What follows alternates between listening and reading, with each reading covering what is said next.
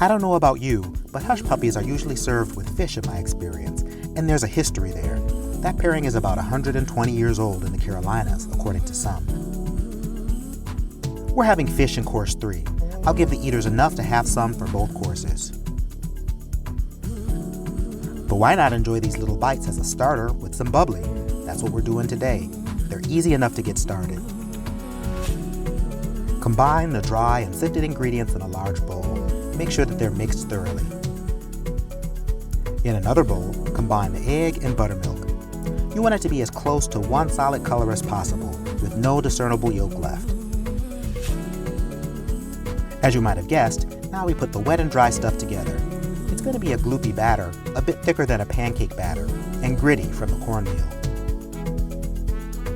While the dough is resting, dice the cheese into even bits.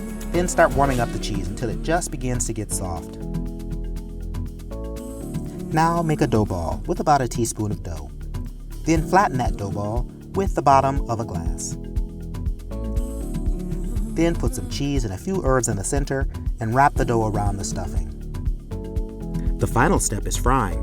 Put some oil in a skillet and heat it to about 375 degrees.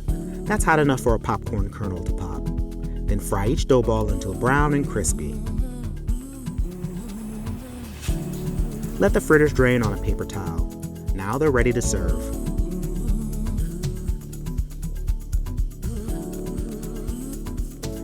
I put this on a plate with some lemon wedges and a few herbs on top.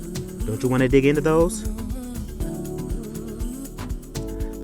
I've also got a freshly made hot sauce to go with them. It's spicy and vinegary. It's also got some papaya juice and herbs for freshness. If you want that recipe, it's on the blog too.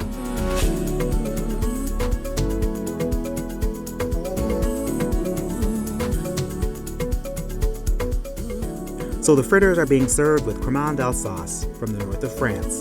Wines from wine regions with cool summer nights like this tend to be delicate and crisp. This is also a fully sparkling wine. They're made from Pinot Noir, a thin-skinned grape, so they don't have a lot of drying tannin in the mouth. To make this wine, whole bunches of grapes, skins, stems, seeds, and all, are just lightly pressed. The light touch with the press also makes for a lighter juice. These wines have some color, but they're still light with a refreshing, bright raspberry flavor.